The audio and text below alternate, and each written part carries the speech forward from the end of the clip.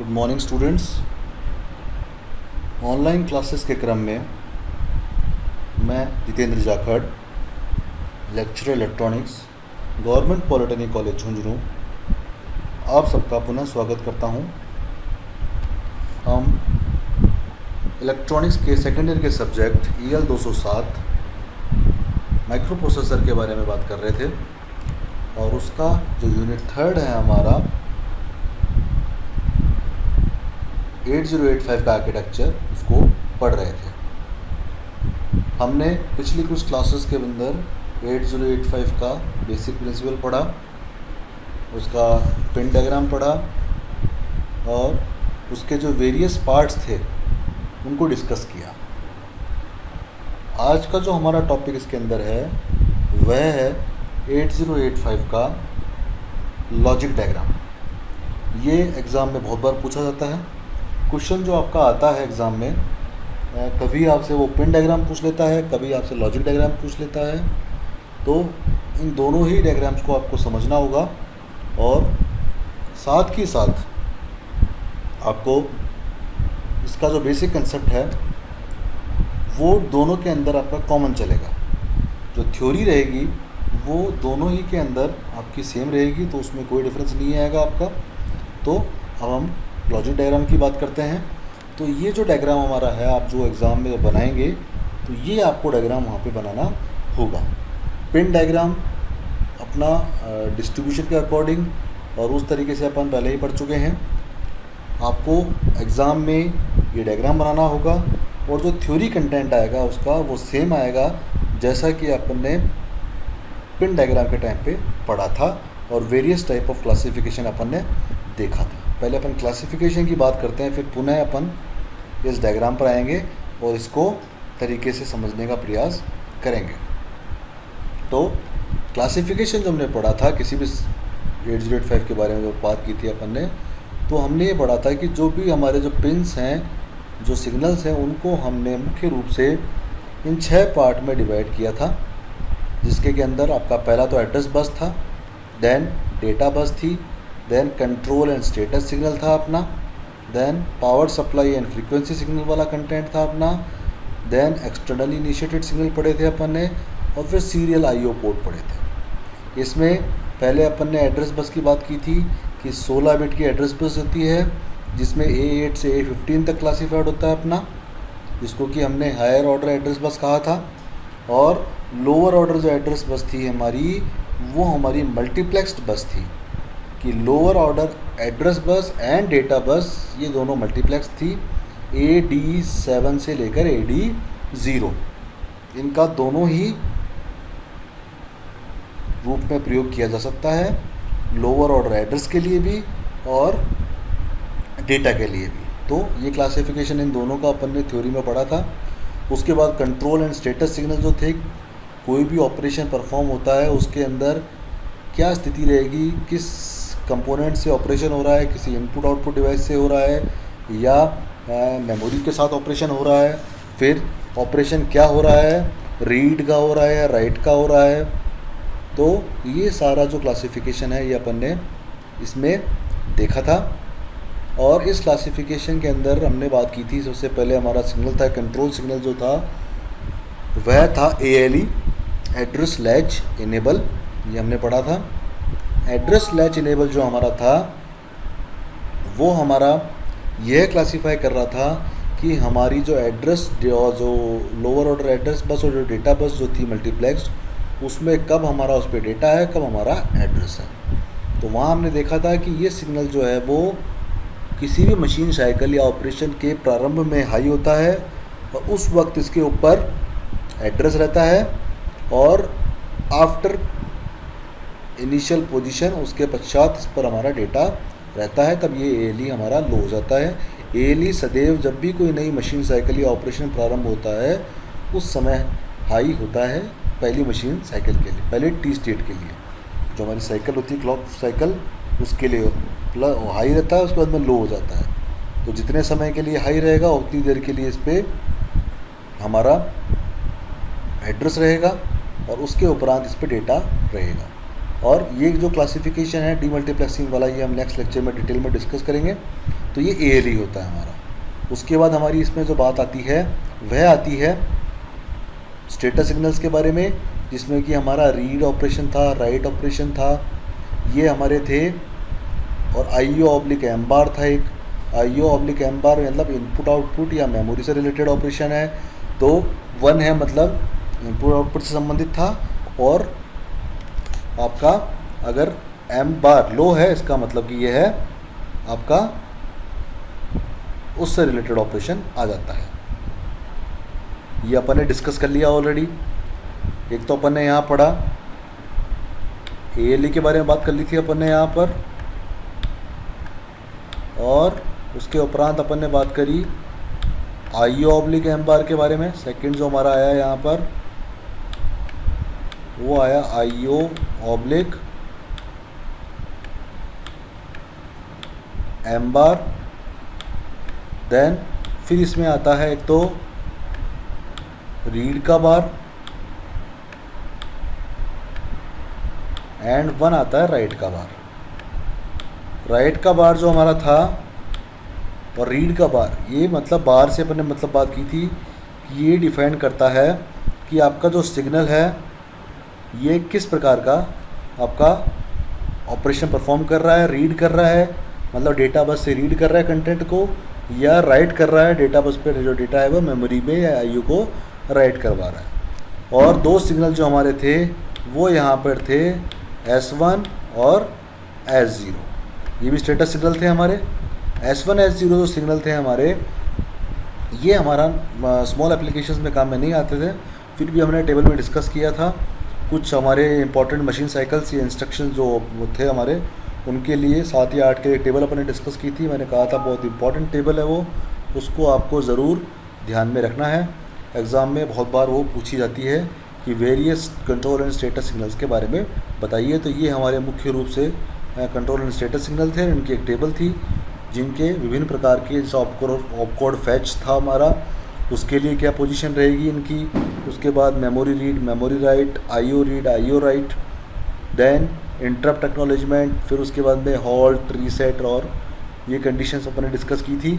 तो ये टेबल आपको ध्यान में रखनी है। उसके उपरांत हमारा जो केस आता है वो पावर सप्लाई या फ्रीक्वेंसी सिग्नल्स थे हमारे, कि हमारा 2 पिन्स थी X1 और X2। उस पर अपन ने बात की थी कि X1 और X2 2 पिन्स होती हैं। इन पे हमारा जो फ्रीक्वेंसी के लिए ऑक्सीलेटर लगा जाता है वो जाता है इसके ऊपर। देन हमारा एक था VCC जो कि पिन नंबर हमारा 40 था, उस पर +5 वोल्ट सप्लाई लगाई गई थी हमारी। 5 वोल्ट की सप्लाई हमने अटैच की थी और वो भी प्लस की सप्लाई थी हमारी। और ग्राउंड के लिए जो हमारा था वो था VSS जो कि हमारा पिन नंबर 20 था हमारा। VSS was your pin number 20 number pin था, इसको कि हम ग्राउंड काम में लेते हैं। तो ये हमारा पावर सप्लाई की केबल्स के बारे के पॉइंट्स के बारे में हमने डिस्कस किया था। और उसके बाद हमारी बात हुई थी एक्सटर्नली इनिशिएटेड सिग्नल्स के बारे में, जिसमें कि हमने बात की थी वेरियस इंटरप्ट्स के बारे में। इंटरप्ट्स हमने डिस्कस किए थे। इंटरप्ट एक्नॉलेजमेंट था पहला तो आपका।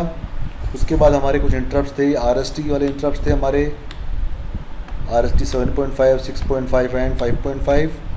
उसके बाद हमारे कुछ इंटरप्ट आ गया था, एक ट्रैप था हमारा इंटरप्ट जो कि हमारा नॉन मास्केबल था। यहाँ हमने ये भी बात की थी कि मास्केबल और नॉन मास्केबल का क्या मतलब होता है। उसके बाद हमने बात की थी कुछ रीसेट आउटपुट और होल्ड एक्नॉलेजमेंट जो कि हमारा रिलेटेड थे डायरेक्ट मेमोरी एक्सेस वाले जो DMA कंट्रोलर था उसके ऊपर डिपेंड कर रहे थे। तो ये हमारे कुछ एक्सटर्नली इनिशिएटेड सिग्नल थे। इनकी पूरी टेबल हमने डिस्कस की थी। वह टेबल आपको ज़रूर ध्यान में रखनी है। जब भी आपसे अलग से इंडिविजुअल क्वेश्चन पूछा जाता है कि विभिन्न प्रकार के एक्सटर्नली इनिशिएटेड सिग्नल्स के समझाइए, तो आपको वो टेबल वहाँ पर बनानी पड़ेगी। उसके उपरांत सीरियल IO पोर्ट से रिलेटेड इंस्ट्रक्शंस थे हमारे। इसमें हमने 2 इंस्ट्रक्शन देखे थे, SIP और SOP। ये 2 इंस्ट्रक्शंस यहाँ थे हमारे। SIP सीरियल इनपुट पोर्ट था एक, तो एक SOP था कि विभिन्न प्रकार के जो हमारे कुछ ऐसे पेरिफेरल डिवाइसेस होती हैं जो कि सीरियली डेटा कम्युनिकेशन करती हैं। पैरेलली तो हमारा 8 बिट की बस होती है, पर कुछ जो डिवाइस हैं वो 1 bit at a time accept करती हैं। तो उस परिस्थिति के अंदर आपको इन सिग्नल्स को काम में लेके चलना पड़ेगा। तो ये सब भी अपन ने वहाँ पे डिस्कस किया था। इस प्रकार से आपका ये कंटेंट होता है। ये जो थ्योरी रहेगी ये आपको सेम आपके पिन डायग्राम में भी डिस्कस रहेगी जो अपन ने वहाँ पढ़ा था, और सेम का सेम थ्योरी कंटेंट जो आपका है ये आपका लॉजिक डायग्राम के अंदर भी काम में आएगा। उसके अलावा लॉजिक डायग्राम में जो हमने पढ़ा था एक्स्ट्रा जो वेरियस टाइप ऑफ रजिस्टर्स थे उनका क्लासिफिकेशन पढ़ा था, उनका यूज़ पढ़ा था, वो वाला कंटेंट भी आपको इसकी थ्योरी में लिखना होगा। तो सबसे पहले तो हम क्या करेंगे, इस डायग्राम को ड्रॉ करेंगे और ये डायग्राम बनाने के उपरांत हम इसको एक्सप्लेन करेंगे। कैसे करेंगे, पहले विभिन्न भागों को दर्शाएंगे इसके अंदर कि सर्वप्रथम हम यहाँ देखते हैं जो हमारा 8085 का जो पार्ट आता है रजिस्टर्स वाला, उसके बारे में बात करते हैं। तो एक तो अर्थमेटिक एंड लॉजिकल यूनिट होती है इसके अंदर, इसके बारे में हम ऑलरेडी बात कर चुके हैं कि अर्थमेटिक एंड लॉजिकल यूनिट जो हमारी होती है वह हमारी विभिन्न प्रकार के अर्थमेटिक जो एडिशन सब्ट्रैक्शन आपके ऑपरेशन होते हैं उनको परफॉर्म करने का, तथा लॉजिकल ऑपरेशंस आपका एंड और नॉट ये ऑपरेशंस हैं इनको परफॉर्म करने का कार्य करती है। और इस ALU से जो रजिस्टर संबंधित होते हैं, एक तो एक्यूमुलेटर होता है जिसको कि हम A से डिनोट कर रहे थे, एक 8 बिट का रजिस्टर होता है वह इससे संबंधित रहता है, और एक टेम्पररी रजिस्टर होता है 8 बिट का, वो भी इससे संबंधित रहता है। इनका जो प्रयोग होता है ये भी कुछ डेटा को टेम्पररी स्टोर करने के लिए होता है किसी भी अर्थमेटिक और लॉजिक ऑपरेशंस के दौरान। देन उसके बाद इसमें बात आती है एक्यूमुलेटर के बारे में कि एक्यूमुलेटर जो होता है कोई भी अर्थमेटिक या लॉजिकल ऑपरेशन होगा तो एक डेटा कम से कम आपका इसके अंदर स्टोर्ड रहेगा एट ए टाइम। जो भी आपका कंटेंट है उसका एक जो है इसके अंदर हमेशा रहेगा, और फाइनली जो हमारा ऑपरेशन परफॉर्म होने के उपरांत जो परिणाम आता है वह परिणाम भी हमारा इस रजिस्टर के अंदर स्टोर्ड रहता है। तो एक्यूमुलेटर के बारे में तो ये थ्योरी हो गई हमारी। देन सिमिलरली टेम्पररी रजिस्टर कि टेम्परेरीली किसी डेटा कंटेंट को स्टोर करने के काम में आता है। उसके उपरांत हमारा इसके अंदर आ जाता है फ्लिप फ्लॉप वाला कंडीशन कि एक 8 बिट का रजिस्टर होता है, उसमें हमारे 5 फ्लैग्स होते हैं। फ्लैग हमारे sign flag, zero flag, auxiliary carry flag, parity flag और कैरी फ्लैग। ये आपको 5 आपके फ्लैग्स हो गए। इनकी भी अपन ने टेबल डिस्कस की थी कि साइन फ्लैग जो हमारा होता है वो साइन को दर्शाता है, कंडीशन चेंज होती है किसी भी अर्थमेटिक ऑपरेशन या लॉजिक ऑपरेशन के उपरांत परिणाम के अकॉर्डिंग। एक्यूमुलेटर में जो हमारा परिणाम आया उसके अकॉर्डिंग इनके अंदर परिवर्तन उत्पन्न होता है कि आपका जो कंटेंट है वो उस वैल्यू के अकॉर्डिंग क्या रहा। तो ये या तो सेट होगा या रीसेट होगा। सेट का मतलब इसका वैल्यू 1 हो जाती है और रीसेट की मतलब इसकी वैल्यू 0 हो जाती है। सपोज़ हम साइन फ्लैग की बात करें तो हमारा जो परिणाम है यदि उसकी हाईएस्ट बिट नेगेटिव है तो ये सेट हो जाएगा, मतलब 1 है तो ये 1 हो जाएगा, और अगर वो नेगेटिव नंबर है मतलब 0 है पॉजिटिव नंबर है तो ये रीसेट हो जाएगा। देन ज़ीरो फ्लैग की बात करें तो यदि हमारा परिणाम 0 आया है एक्यूमुलेटर में, सारी डिजिट 0 आ गई तो ये सेट हो जाएगा, 1 हो जाएगा, अदरवाइज़ ये हमेशा रीसेट रहेगा 0 पर।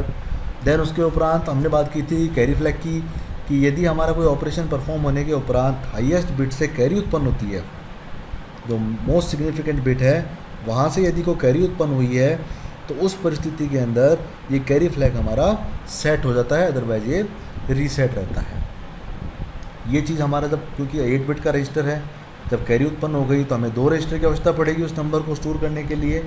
तो उन सब एप्लीकेशंस के अंदर कि भाई रिज़ल्ट हमारा बड़ा आ गया, कैरी होगी, तो हमें परिणाम को मेमोरी में स्टोर करने के लिए 2 रजिस्टर चाहिए। तो उन चीज़ों को चेक करने के लिए हमें इस पर्टिकुलर फ्लैग की आवश्यकता पड़ती है हमारी। सेम थिंग जब अपन यूजिंग एडिशन कॉम्प्लीमेंट मेथड से जब हम एडिशन कर रहे हैं, सब्ट्रैक्शन परफॉर्म करवा रहे हैं, तो उस परिस्थिति में जब हमें ये देखना पड़ता है कि कैरी उत्पन्न हुई या नहीं हुई। हमें पता है कि जब हमारा आंसर पॉजिटिव होता है तो कैरी उत्पन्न होती है, और यदि कैरी उत्पन्न नहीं हुई इसका मतलब हमारा परिणाम नेगेटिव है। तो उस परिस्थिति में ये वाला जो फ्लैग है उस चीज़ को चेक करने के काम में आता है। उसके बाद हमने पढ़ा हमारा कैरी फ्लैग हो गया। पैरिटी फ्लैग की बात की थी कि यदि हमारी पैरिटी मतलब नंबर ऑफ वंस की जो संख्या है वो इवन है तो ये सेट हो जाएगा, और ऑड है तो ये रीसेट हो जाएगा। और एक हमने पढ़ा था special auxiliary carry. Auxiliary carry जो हमारा था वो फ्लैग था हमारा थर्ड बिट से फोर्थ बिट में कैरी के लिए।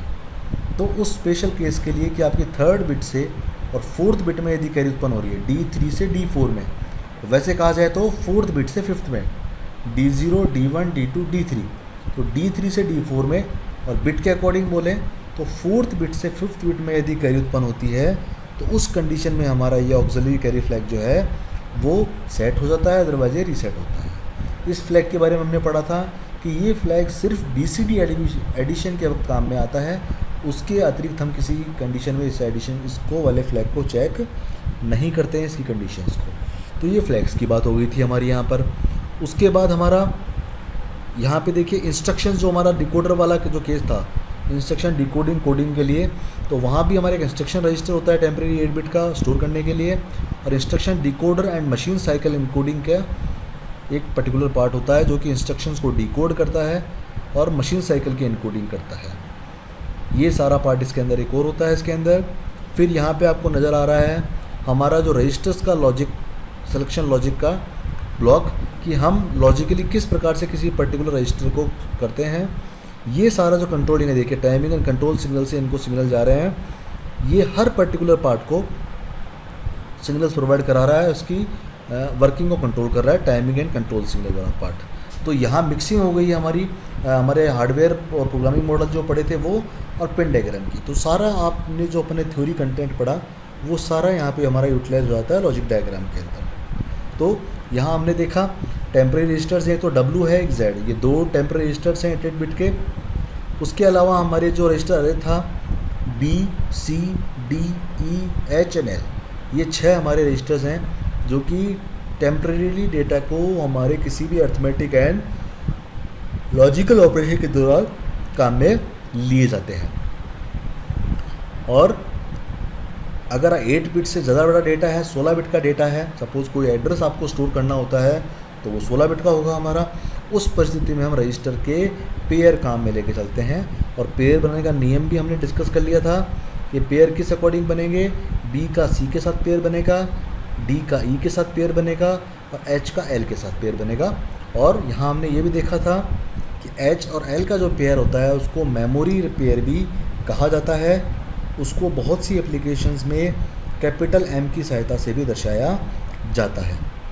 उसके बाद हमने देखा था कि हमारे कुछ 16 बिट के मेमोरीज पॉइंटिंग से संबंधित भी रजिस्टर्स होते हैं। 2 रजिस्टर्स होते हैं हमारे, एक तो स्टैक पॉइंटर होता है हमारा, जो कि हमारा मेमोरी का जो स्टैक होता है उसको रिप्रेजेंट करता है, और एक प्रोग्राम काउंटर होता है। स्टैक हमने बात की थी कि स्टैक जो होता है वो मेमोरी का कलेक्शन होता है, मेमोरी रजिस्टर्स का एक संग्रह होता है जो कि किसी प्रोग्राम के दौरान हमारे रिज़ल्ट को, डेटा को और मेमोरी एड्रेसेस को टेम्परेली स्टोर करने के काम में लिया जाता है। और यह जो भी प्रोग्रामिंग करता है, प्रोग्राम बनाता है, उसके द्वारा निर्धारित किया जाता है स्टैक पॉइंटर में मेमोरी एड्रेस की वैल्यू को डाल के। तो हम हमारी सुविधा के अनुरूप यहाँ पर कोई भी मेमोरी एड्रेस डाल के और स्टैक के रूप में काम में ले सकते हैं। और यह जो एड्रेस होता है यह उस स्टैक के हाईएस्ट मेमोरी एड्रेस को डिफाइन करता है।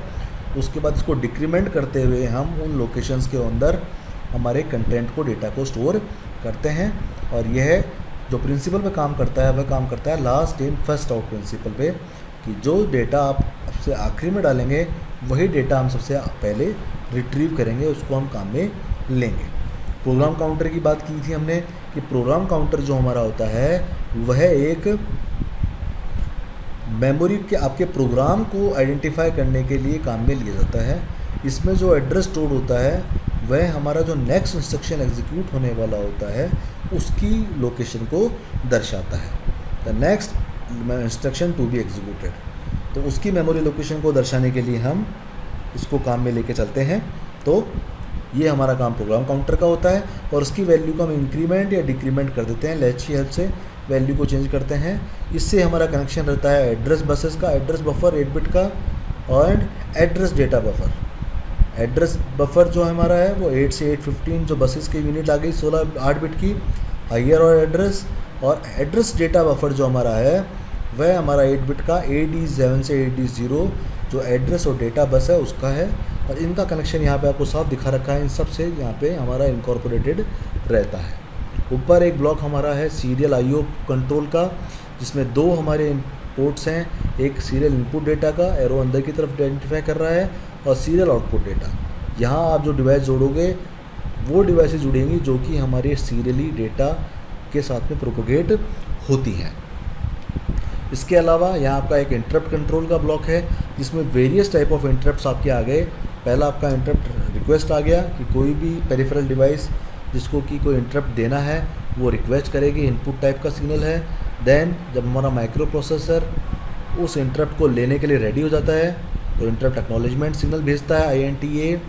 देन उसके उपरांत हमारे इंटरप्ट इनपुट टाइप के RSTs 5.5, 6.5 एंड 7.5 हैं। ये हमारे इंटरप्ट होते हैं। एक ट्रैप होता है, ट्रैप जो हमारा होता है ये नॉन मास्केबल होता है, और ये सारे मास्केबल नॉन मास्केबल कंसेप्ट हमने पढ़ा था कि यदि कोई इंटरप्ट मास्केबल है इसका मतलब हमें उस इंटरप्ट को कुछ टाइम के लिए अवॉइड कर सकते हैं। हमारा जो प्रोग्राम एग्जीक्यूट हो रहा है उस एग्जीक्यूशन के उपरांत हम उसको एक्सेप्ट कर सकते हैं। लेकिन अगर कोई ऐसा इंटरप्ट आ जाता है जैसे कि ट्रैप हमारा है जो नॉन मास्केबल है, तो उस परिस्थिति में हमें हमारे प्रोग्राम को वहीं पे ब्रेक करके और उस इंटरप्ट को एक्नॉलेज करना होता है।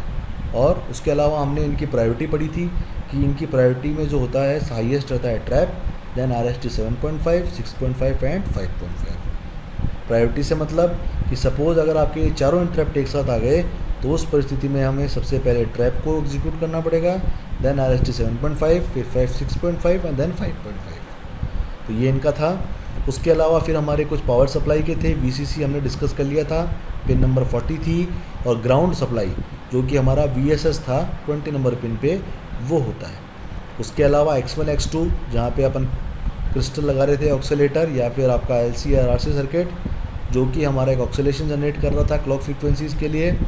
और ये भी हमने डिस्कस किया था कि 8085 की प्रॉपर्टी ये होती है कि यहाँ आप जो भी ऑक्सीलेटर लगाओगे वो इंटरनली ऑटोमेटिकली हाफ हो जाता है।